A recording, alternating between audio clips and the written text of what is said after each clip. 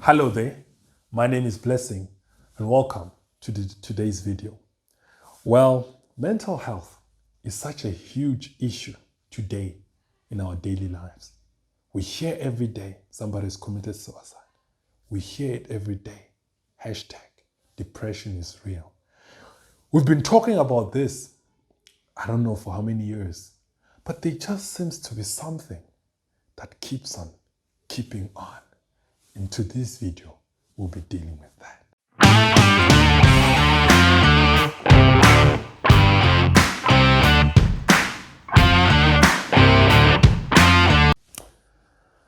Hello, how are you? Thank you for joining me for yet another video. In today's video, we'll be talking about mental health, right?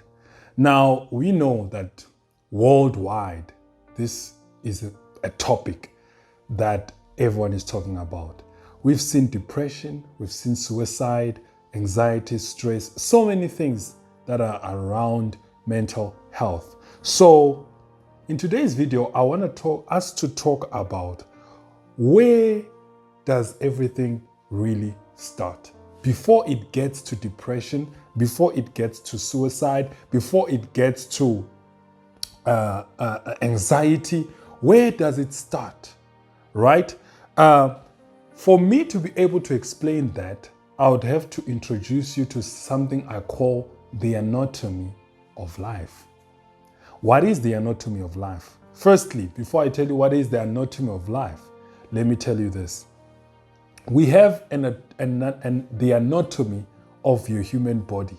That is, your body organs and everything in your body is created in such a way that it has to function in that way and you can't change it.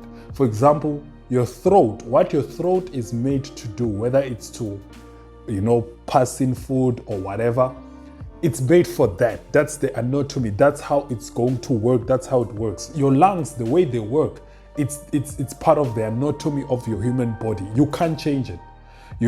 Just as we have the cycle of life. The cycle of life, we know this animal eats this and this eats that. And okay, let me make a proper example, because if I just say this, it doesn't make sense. For example, the lion eats the impala, right? You can't come in this world and change that from today, the impala is going to eat the lion. No, it's the cycle of life. It's how things work. It's how things work within the cycle in the environment and how the animal life works, right? So there are things that we can change. Now, when it comes to the mental health, there is the anatomy of life. And if we don't understand what the anatomy of life is, we'd find it hard to come out of depression. We'll find it hard coming out of situation. And if you're suicidal and you don't understand how the anatomy of life works, you might find yourself committing suicide, right? So what is the anatomy of life? Well, according to my research and what I've learned and what I've studied, because I've really took my time to prepare for this one, right? The anatomy of life, it says your exposure, whether you're exposed to words, whether you're exposed to people who say certain things to you, whether you're exposed to abuse, whether you're exposed to a dysfunctional family, your exposure, right, changes how you feel. How you feel changes how you think. How you think changes the decisions you're gonna make. The decisions you're gonna make are going to create and determine your habits. Your habits, what are they gonna do? They create your character. Then your character creates your destination. That's the anatomy of life. I'll start again. Exposure changes how you feel. How you feel changes how you think. How you think changes the decisions you're going to make in life. The decisions you're going to make in life changes what? Your habits. Your habits create your character. Your character determines your destination. Let me put it in this way. Here I am right now in the destination. Let's just say I'm here at the destination part, right? And I am suicidal. How do I change this area where I am at that moment, right? In order for me to change my destination so that my destination is not me committing suicide at the end, I'd first have to step back. In order to change the destination, I have to change my character. But remember, my character, I am who I am because maybe of what I was exposed to. So you see, we're going back to the beginning. Maybe you were exposed to an abusive boyfriend, an abusive husband, maybe you went through divorce. So you have certain pains and certain ways you act towards people because of the pains and the things within you, right? So if you are here and you are suicidal, what happens? The only way for you now to do it the quick way is to jump everything and go to the exposure. See what you expose yourself to. Try and expose yourself to people who have had depression, who have had suicidal thoughts, but they conquered. You see now? Your exposure first. Because usually suicide and everything makes one feel like, I'm the only one passing through this. No one will understand me. No one will care for me. No one really knows what I'm passing through, right? But if you step outside your room and check and really check, you will find that there are people who have went through worse than you and they never committed suicide.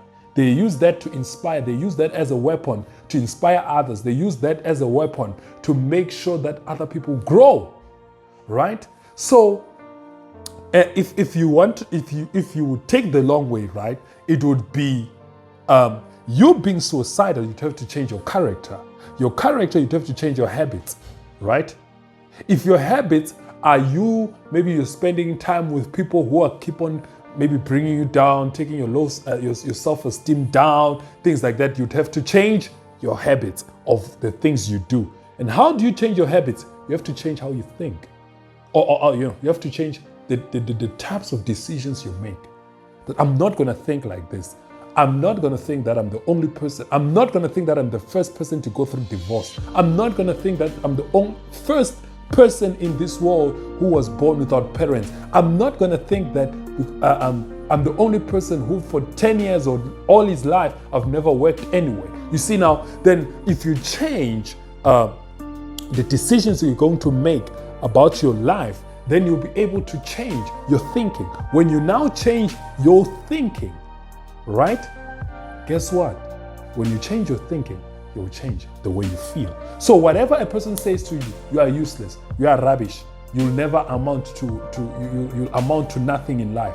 You know, if you learn now to change the way you think, how you feel will not affect how you think because your thinking has changed. If a person says a bad word, so be it. Fine. Let him say it. I don't care. I'm not going to make my emotions take the better of me, get the better of me. But I would rather, in other words, I would rather leave my emotions, not that I'm not attending to them. I attend to my emotions, but I don't let them get over me. Okay? So that is the anatomy of life. And that's how life works. You know, for example, right now we had a very, very painful story, very, very sad story, right? Of a little girl who was bullied and she ended up taking her life, right? Very sad story. But I can tell you the truth. I'm not trying to use this to try and make this video more important or what, as in maybe I'm not sympathizing with them. I am really.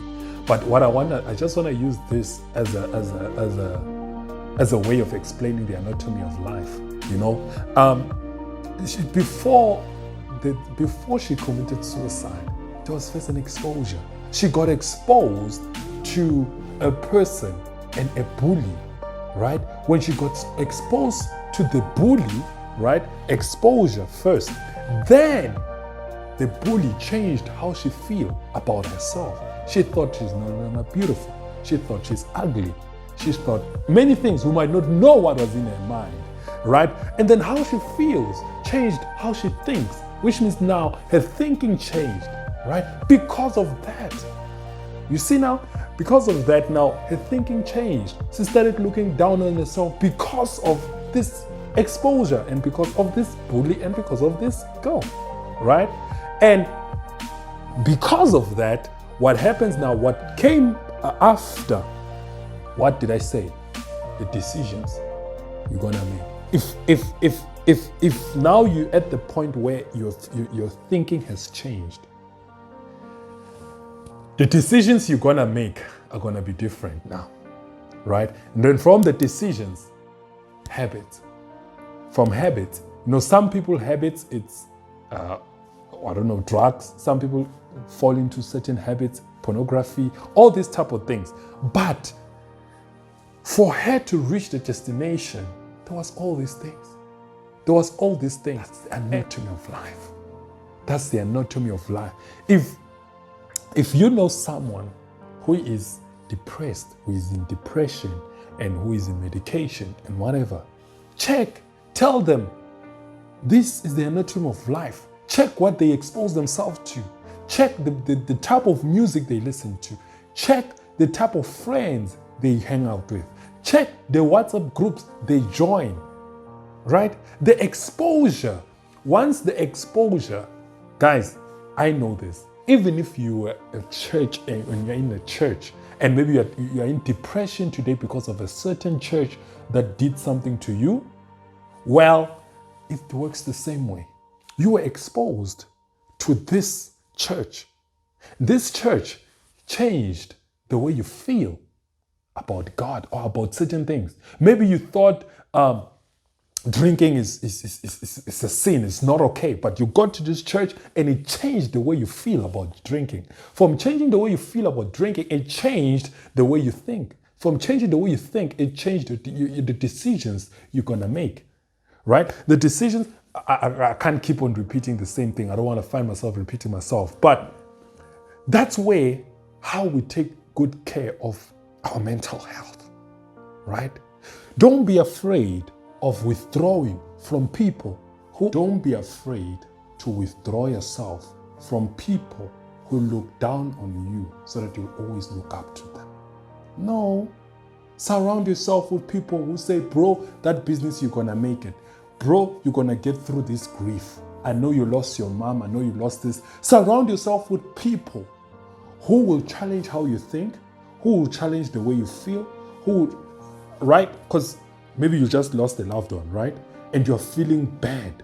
Why surrounding yourself with people who will not change the way you feel, who will not use the anatomy of life or change the way you see what you're passing through at that very moment, right? So mental health is very important. Now, let me ask you a question.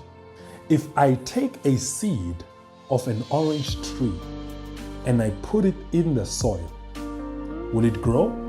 And I nourish it and I put water and I do everything that is needed for the seed to grow. Will it grow?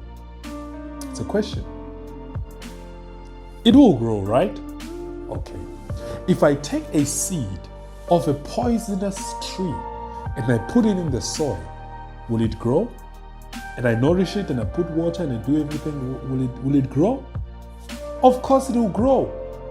You see, the soil will never say no. As the soil, we are rejecting this seed because it's poisonous, it's going to kill people. Even if you take that poisonous seed and you plant it in your house and you actually nourish it and give it water and give it whatever, and it has everything that it needs in order to grow, it will grow. Even if you want to use that same tree to poison your neighbor or your father or your mother, I don't care. But the soil takes whatever seed you plant, whether it's a poison, whether it's marijuana, whether it's weed, whatever. What you put in the soil makes sure that it does its best to nourish that. And guess what? That's the way your heart works. That's exactly how your heart works. Seeds were planted in the soil of your heart. Some were good, some were bad. Are you hearing me? So those seeds are it's what started to grow. If you plant a seed of grudge, it's what has been growing until today. Yes, I know one of your parents abandoned you. I know. When I say I know, I don't mean I can be in your shoes. No, I don't know the amount of pain you're feeling. But what I'm trying to say, I know situations come, but at the end, you are the person who chooses to forgive. You are the person who chooses to let go of a grudge. You are the person who refuses to keep bitterness in your heart. You know, there are many people who have passed through what you passed through and they came out better, not bitter.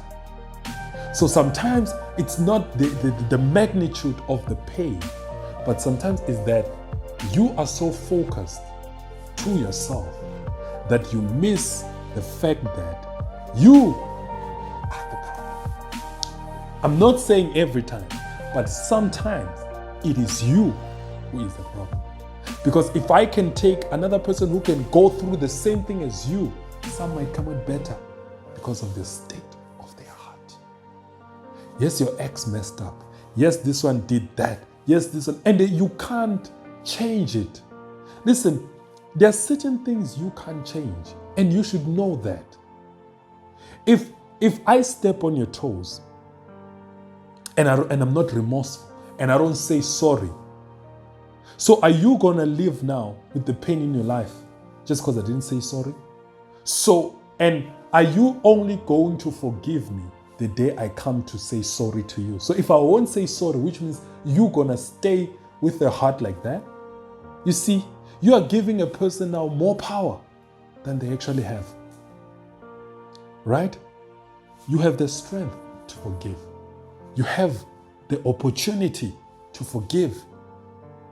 Okay? Our mental health, sometimes it's not always problems or a person went through divorce or a person went through this or they once saw a trauma, maybe someone was stabbed in front of them. No, it's not always that. No. Sometimes it's that you are harboring hurt in your heart. And your soil, the soil of your heart, takes whatever you put and it nourishes it. If you plant bitterness, it's going to nourish that. If you plant life, it's going to nourish that. If you plant forgiveness, it's going to nourish that. The soil was made to take whatever. It does not choose. No, I'm soil, so I ain't going to take poison. No, it takes whatever you put. That's your heart. So from today, as you are watching, this was the first session, first video of mental health. We are going to go deeper into what really is the root of mental health. Today I've spoken about the anatomy of life, right? And now this video wouldn't be complete without us jumping in to the scriptures. Now the Bible says, Jesus says, peace I give unto you, not as the world gives, but my peace I give to you. Peace I give to you, not as the world gives. Why does it say not as the world gives? Because he knows the world also gives peace. People who have committed suicide, they thought that's peace, but it only left the pain. It passed it on to their loved ones.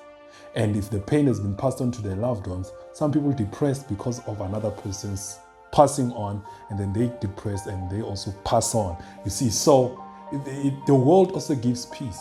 People will tell you today, if you want peace, do yoga, drink this type of tea, it will calm down your nerves. Nothing wrong with that.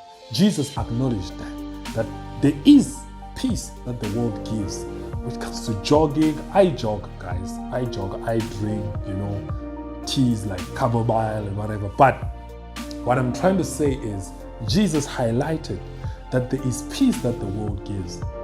People find peace in watching pornography. Some people find peace in masturbation. Some people find peace in having sex. Some people actually, when they are very stressed and they're just looking for somebody to sleep with, that's where they find peace. So Jesus acknowledged that peace I give unto you, not as the world gives.